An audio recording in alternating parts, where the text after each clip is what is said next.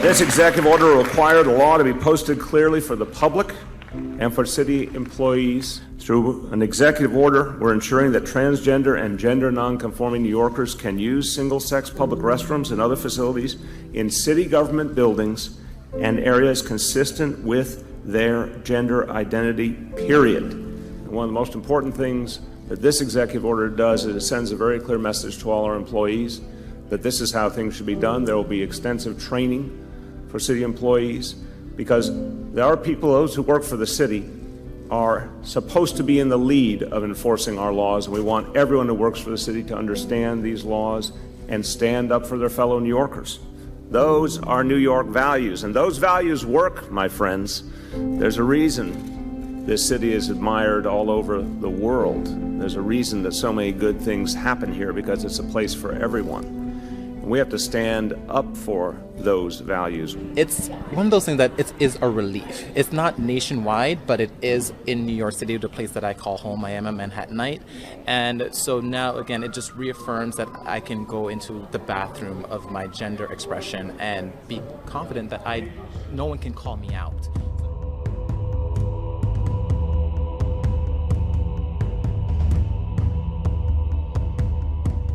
For the first time ever, machines will track foreign travelers as they leave and enter the United States. But these machines aren't just tracking people who are coming and going. They're also tracking human physical characteristics. Brigida Santos investigates tonight. Here at the Otay Mesa border crossing, the faces and irises of foreign travelers are being tracked using biometric scanning machines. Some people step forward, pause, and wait for the system to log them, while other machines do these tasks as travelers simply walk toward their destinations. Both types of machines are being tested as part of a pilot program aimed at figuring out exactly who is going in and out of America. CBP says the information is being kept in a highly secure data center. For now, it will not be shared with law enforcement. And while the faces of Americans are not being scanned during this testing phase, it doesn't mean that they won't be in the future. I think that there is a slippery slope here for possible civil rights violations, in particular because we don't know the extent to how the information that is being recorded will be used or who has access to the biometric information. I walked across the border to ask people on the other side what they thought about the program. I don't like it. It's very uncomfortable. I think kind of like I don't have any privacy. Imagine walking up to the cash register and just saying, I like to pay with Google. Mobile payments have yet to take off, so Google has another idea, voice payments. It sounds a little bit sci-fi. With Google Hands-Free, you download the app, register, put in your credit card information, and now you can leave the phone in your pocket. Nope, didn't work. Wait for mommy, hang on. The app works by connecting to a combination of Bluetooth, Wi-Fi, location services, and sensors that are on your phone to sense that you're there and ready to pay. Just like voice feels like even more removed, like I would purchase too much. Like, do you want that? Yeah, sure. That seems much easier than taking out my phone, which seems easier than taking out my credit card, which seems easier than giving up my cash in my wallet. Mobile pay from providers like Apple and Samsung currently represent under 1% of total retail sales. There's a lot of room to grow. Over time, I'm hoping that these innovations can become more mainstream because ultimately they're amazing. The Hands-Free app is currently being tested in San Francisco in a handful of McDonald's and Papa John's locations, and Google hopes to expand that soon. Scientists at Duke University have developed a new way to monkey around. They've created a new device for the brain.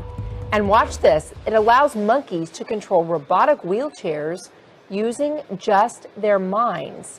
Here you can see the monkey is driving the wheelchair across the room to a metal bowl that contains grapes.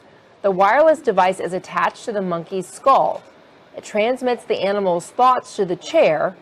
And what they're saying is that this technology could someday help paralyzed humans get around. Is that incredible? A lot of people don't believe in vaccinating their kids. If you're one of them and you live in Colorado, the government is taking steps to actually track your unvaccinated kid. A committee in the state legislature just passed a bill that would centralize immunization data at the health department, meaning the government will know exactly which kids haven't been vaccinated. Now the bill is moving to the full House for a vote, and the debate has gotten heated because Colorado is a state that doesn't like to immunize its kids so much. It's one of 20 states in the U.S. that allows parents to opt out of immunizing their kids for personal reasons. So Colorado has among the lowest vaccination rates in the country. And the government is having trouble keeping track of kids who aren't immunized, since Colorado is also a state where schools are in charge of reporting on vaccination rates. And right now, they're missing reporting for about 20% of kindergartners in the state.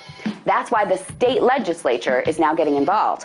They say they need to know every kid who's not being vaccinated, especially as they have lots of kids showing up with mumps, whooping cough, chickenpox, and other diseases prevented by vaccines. Colorado's House Republicans, though, are not having it, saying they will block the bill to prevent the health department from tracking their kids. They say this isn't about public health, this is about privacy. One summed it up by saying, either the government essentially sticks the needle in your child's arm or you confess your personal religious beliefs to the government. What kind of deal is that? Another critic of the bill said it's designed to circumvent laws protecting privacy. Because if this bill passes, the government will effectively have the names and addresses of every kid who isn't vaccinated.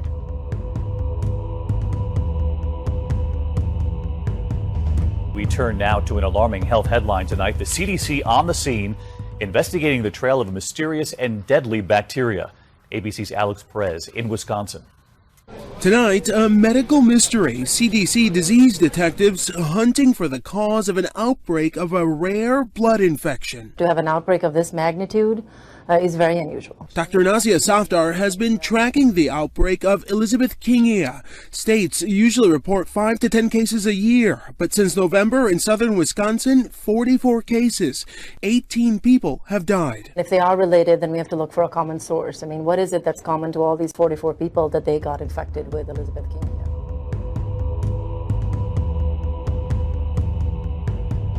The Dominican Republic's Ministry of Health says the cholera outbreak started after inmates broke a water pipe inside a cell housing 900 inmates. The water was used for bathing, urinating, and defecating. The resulting contamination has affected at least 75 inmates. Authorities have banned the entry of food and visits to the jail. Relatives are desperate at the possibility that more inmates may be infected. Some have also complained about having to pay high sums of money to get their relatives removed from the infected areas in the jail. The overcrowding is really bad. I just bought my son a place for 60,000 pesos, which I couldn't afford because I'm a single mother, just so that he would have a place to rest. Pregnant women must stay out of countries affected by Zika virus. That was the warning today from the World Health Organization, and it applies to nearly 30 countries in the Americas. Dr. John LaPook reports. All of this news is alarming. Dr. Margaret Chan, Director General of the World Health Organization, says Zika virus is such a threat, we need immediate action. Zika has been found in fetal brain tissue, and just last week, scientists proved the virus can directly destroy nerve tissue. Evidence like this offers more proof the virus itself is causing birth defects and miscarriages. Dr. Chan said sexual transmission is more common than previously thought. In addition, 9 countries report an increase in Guillain-Barré syndrome, a neurological condition that can affect anybody, not just pregnant women. Most patients recover, but it can cause weakness, paralysis, and even death. Hello, I'm Todd Starnes. A Twitter war has landed a Texas Christian University student in hot water. Harry Vincent, 19 years old, suspended for slamming Islam, calling the Baltimore rioters hood rat criminals, and using a derogatory term for Mexicans. For his crime, Mr. Vincent was ordered to do 60 days of community service, attend a diversity training class, and see a psychiatrist. Donald Trump is anything but politically correct. He revels in breaking all the PC rules. Voters are lapping it up. Good, because political correctness is kind of prison, and we're all in it. The left builds the walls around us, telling us what we can and cannot say. Nothing less than free speech is at stake here. Here's an admittedly extreme example of a PC prison. Bowdoin College. Students hold a tequila party. Some attend wearing mini sombreros. Pictures are taken. College administrators see the pictures and respond with hysteria. 2 student council members who attended the party are impeached and reportedly thrown out of their dorms. A safe space was established so the sensitive can escape the mini sombreros. The party was an act of bias, they say. The mind boggles. This is what sensitivity has come to? It's time to lay down the law of free speech. What's going on in our colleges' campuses today is a retreat from the Constitution. Free speech is under attack, frankly, in the most childish way. Isn't this one of the reasons why Donald Trump is popular with so many ordinary, freedom-loving Americans?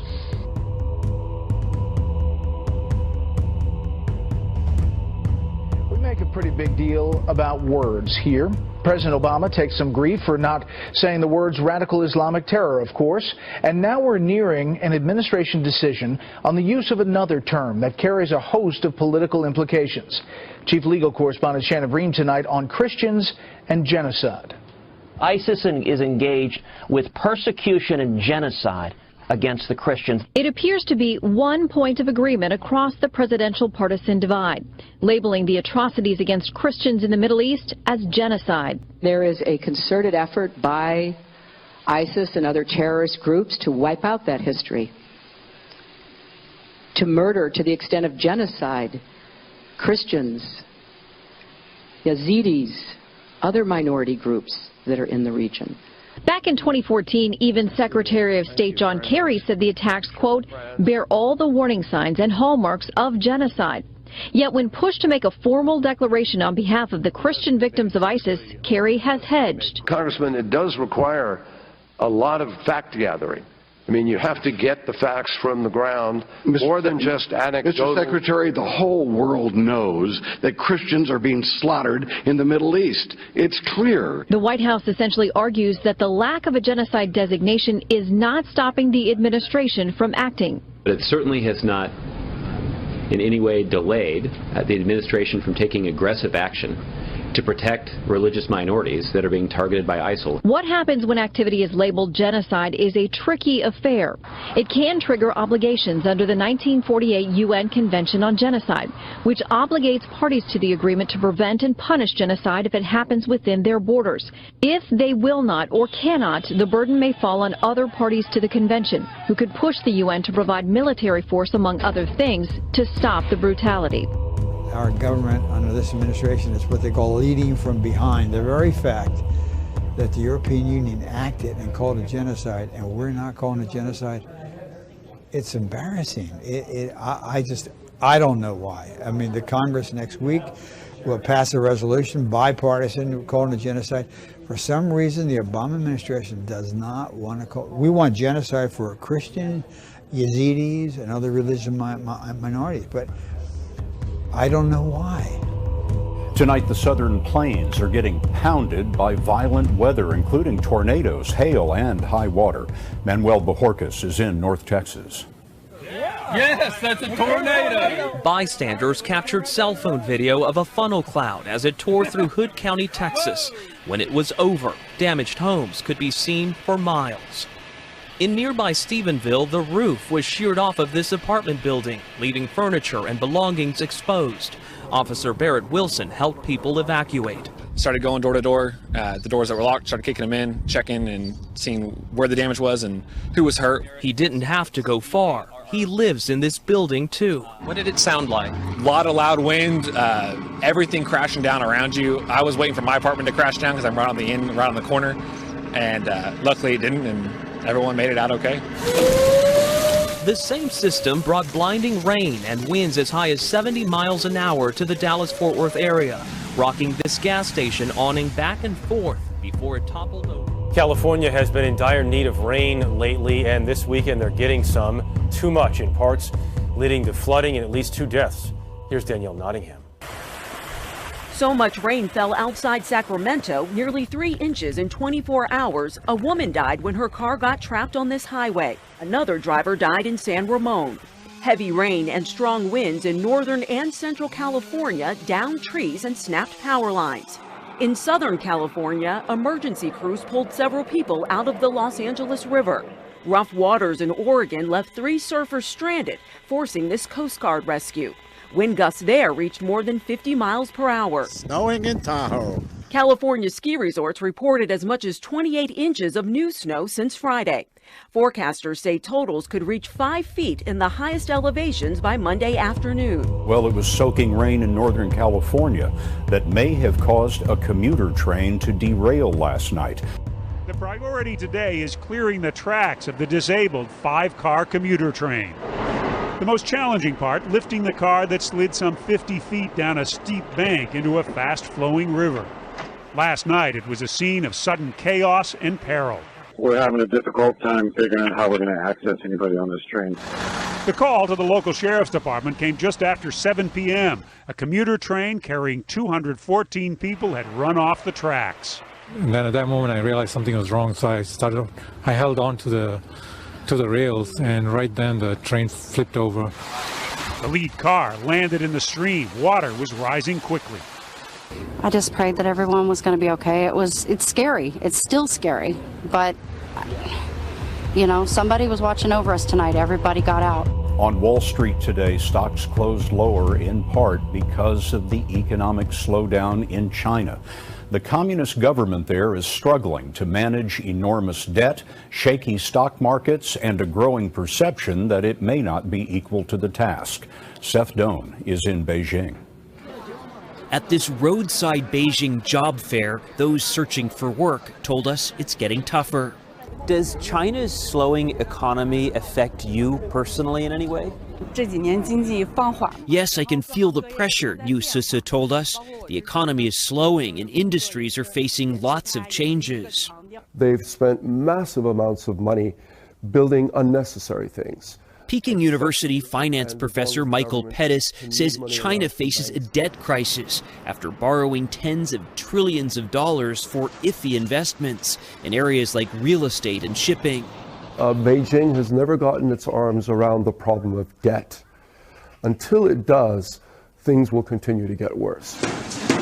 Now China is trying to rebalance its economy, leading to massive layoffs in government-owned industries.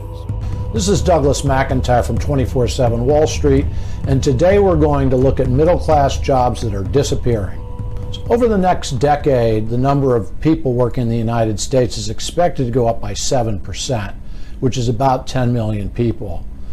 One of the important things to consider, however, is those jobs are not going to be evenly distributed across all industries.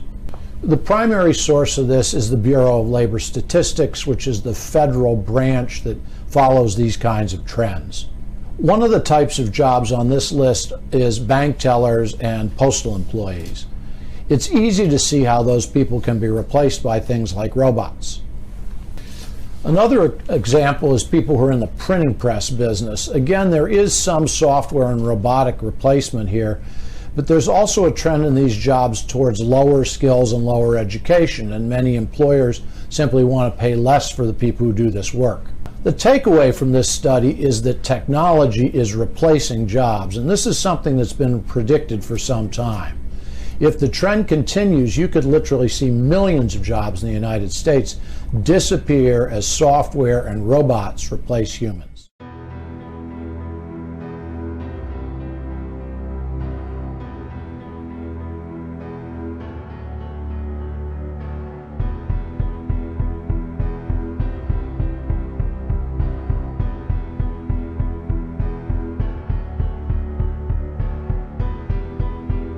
Thousands of heavily armed NATO troops are firing their weapons near Norway's border with Russia. It's a military conflict, if only a make-believe one, as the US-led bloc holds one of its biggest exercises since the Cold War.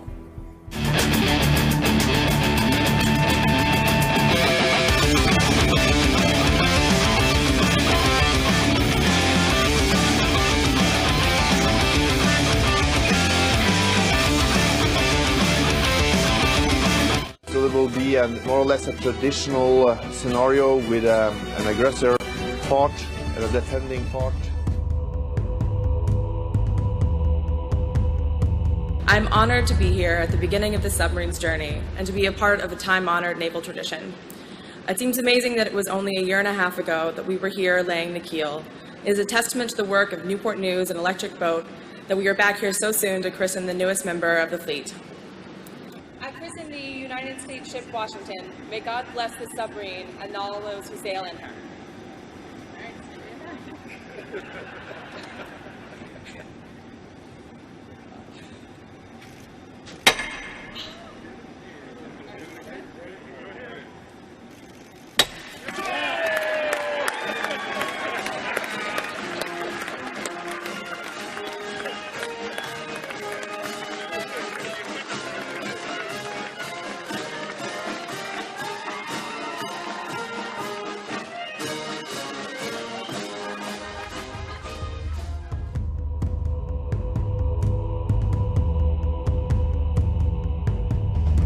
China says it is going to increase its military budget this year. China's National People's Congress says the military spending will be boosted by 7 to 8% in 2016. Beijing says the rise is strictly for defensive purposes. This comes as the U.S. has increased its military presence in the South China Sea amid territorial disputes between China and its neighbors. China's defense spending was raised over 10% last year. It is still about 1/4 that of the United States, though. China has the world's largest standing military with over 2 million troops.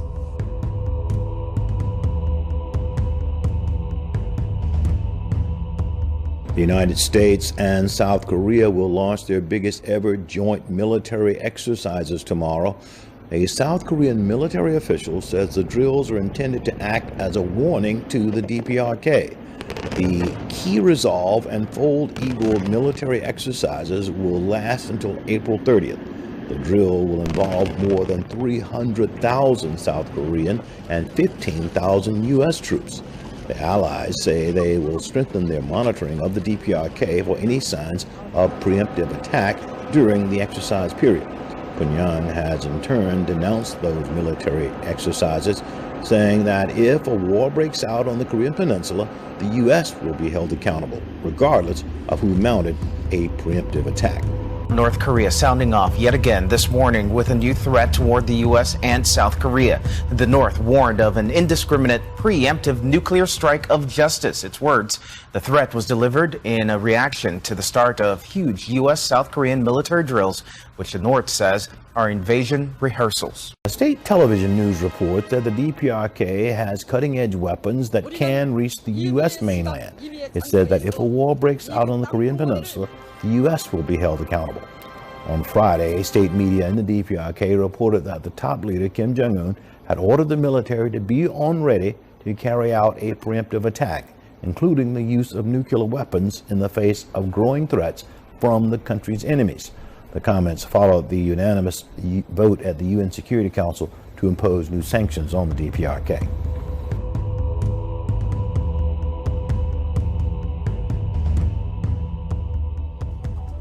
North Korean leader Kim Jong-un is continuing to taunt the West, this time saying his scientists have successfully miniaturized thermonuclear warheads to place on a ballistic missile and create a true deterrent, AFP reported Tuesday.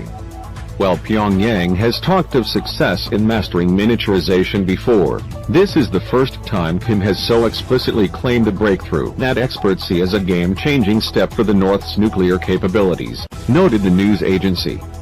The nuclear warheads have been standardized to be fit for ballistic missiles by miniaturizing them, Kim noted during a meeting with nuclear technicians, according to North Korea's official KCNA news agency said. On Monday, the State Department said that the United States was taking North Korean threats to use nuclear weapons seriously, urging Pyongyang to halt its provocations, including testing nuclear devices and long-range rockets.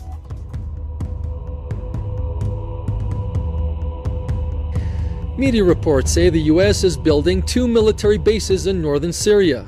Kurdish media say the U.S. has nearly completed the construction of the first site near the oil-rich town of Rumaylan in Hasaka province. The second site, which is now under construction, is close to the city of Kobani. The territories are now under the control of Syrian Kurdish fighters. The U.S. has already sent dozens of its special forces to Syria. It is also leading a so-called anti-Daesh coalition, bombing Syrian towns. However, Washington and its allies stand accused of helping armed terrorist groups in the country.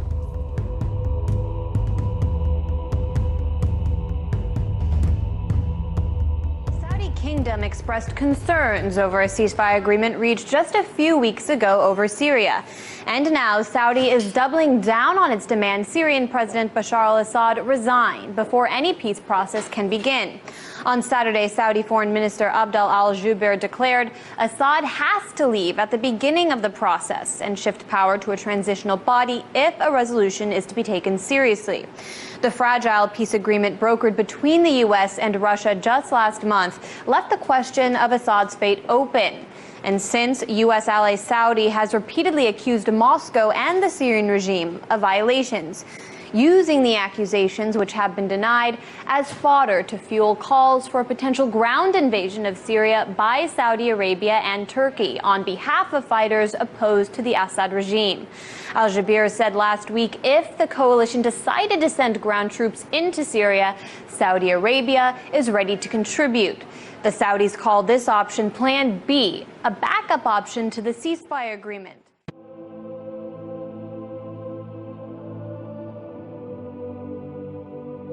لن ينفعكم الفرار يا أحذية الصليب من جواسيس ومخبرين. زيدوا مهاراتكم وحصنوا أنفسكم وطوروا أجهزتكم وأمنوا معلوماتكم وأقنعوا عقولكم أنكم لن تغلبوا، لن تفروا. أنتم لا تحاربوننا، أنتم تحاربون الله العليم القدير السميع البصير. فأين تختبئون؟ لن تفروا. فإن كنتم تعاونون الصليب لأجل المال فإن الله يصرف عنا كيد الكافرين.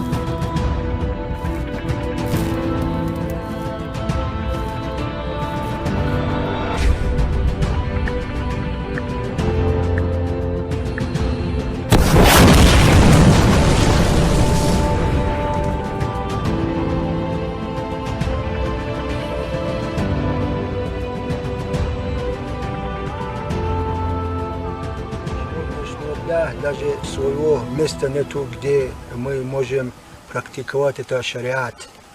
Поэтому, братья, пора нам тоже очнуться. Альхамдулилля, есть смелые братья, есть и немало мусульман в России, субханаллах, миллионами мусульман. Давайте, братья, объединяться, иншаллах рахман, объединяться и взять какую-то местность нам тоже, и чтобы оттуда начинать расширяться. Еще в конце хотел добавить, акцентировать всех братьев мусульман вилайата Кавказ, в России.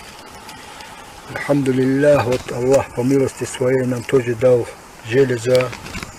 Иншаллах, мы будем его использовать против этого тагута Путина, иншаллах, и его приспешников собак. Today, a bomb exploded at an airport checkpoint in Somalia, but it's what the bomb was in that has the U.S. worried. Here's Jeff Pegues. The bomb was hidden in a laptop computer and shattered windows at the small airport north of the Somali capital, Mogadishu. Somali investigators say 2 more explosives were found and defused, including one in a printer. In February, a laptop bomb smuggled through airport security in Mogadishu blew a hole in this jetliner shortly after takeoff. 1 man was sucked out of the plane and killed. The terrorist group Al-Shabaab is suspected in both explosions, but the devices have the hallmarks of Al-Qaeda in the Arabian Peninsula.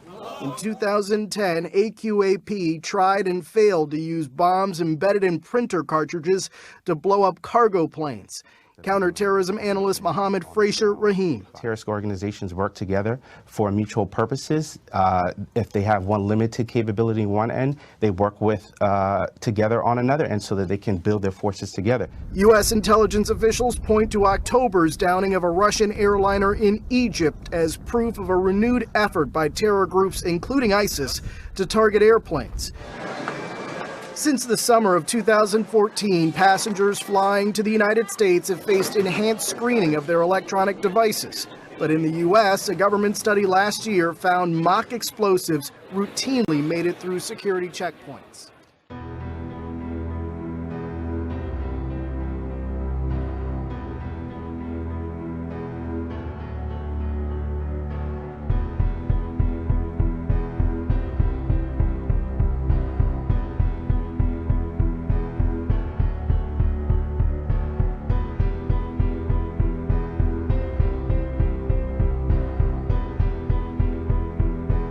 Well, the International Atomic Energy Agency once again confirms the peaceful nature of Iran's nuclear program.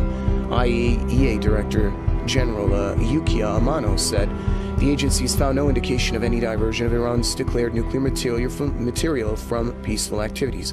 He said the IAEA was requested by both the Board of Governors and the Security Council to undertake verification and monitoring of Iran's nuclear-related commitments under the deal with the P5+1 group of countries. The IAEA's previous report in late February also confirmed Iran's compliance with the nuclear agreement.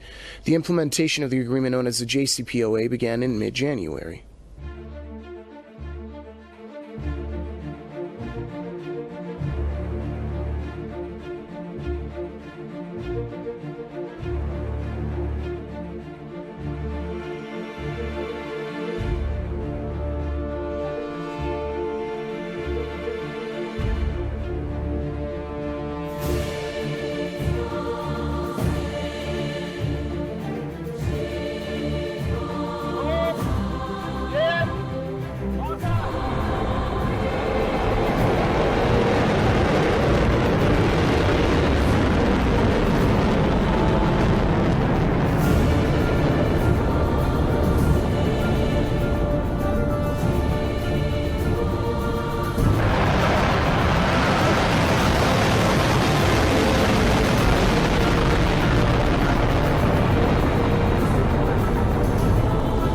رزمایش موشکی اقتدار ولگرد از چند روز گذشته در نقاط مختلف پهنه سرزمینی ایران اسلامی آغاز شده است.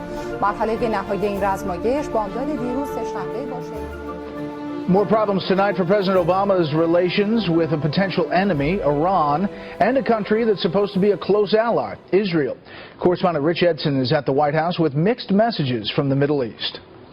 Israelis and Palestinians creating two states living in peace. Success has eluded U.S. presidents for decades. With expectations of progress low, violence in the region escalating, and relations between President Obama and Israeli Prime Minister Benjamin Netanyahu consistently strained, Vice President Joe Biden is in Israel, meeting today with former Israeli President Shimon Peres. I hope we can make some progress. The White House denies Biden is presenting a specific plan to advance Israeli-Palestinian relations. However, the administration says it is likely the vice president discusses the issue. And in a relationship defined by confrontation and bickering, another misunderstanding between the White House and Netanyahu's office. The administration says the prime minister requested a meeting this month. The administration says it offered an invitation.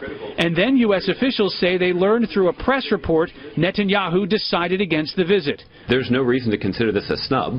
We would have preferred to have heard about that in person before reading about it in media reports. The Israelis reportedly told the administration earlier the trip was unlikely.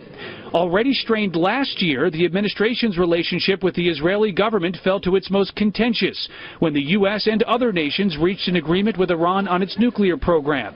This morning, Iran conducted more ballistic missile tests. The White House says it is still determining whether those tests violate a United Nations resolution. Some of the behavior that we've seen from Iran of late is certainly not the behavior that you would expect to see from a nation that wants to be taken seriously.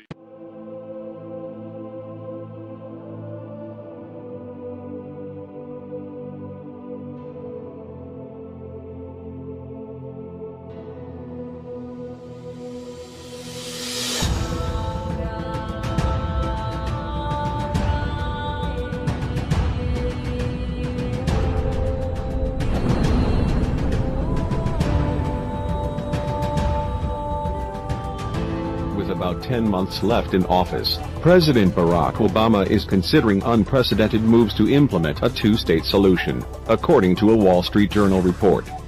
Senior U.S. officials revealed that the president is looking to initiate a final negotiated settlement between Israel and the Palestinian Authority using United Nations Security Council resolutions, a step that would obligate not only Israel and the Palestinian Authority, but effectively determine the direction of U.S. policy for the president's successor as well. According to the plan described by senior U.S. officials, Obama is considering reviving the dormant Middle East Quartet, a diplomatic body including the U.S., UN, EU, and Russia, to apply pressure to Israel and the Palestinian Authority to resume active negotiations.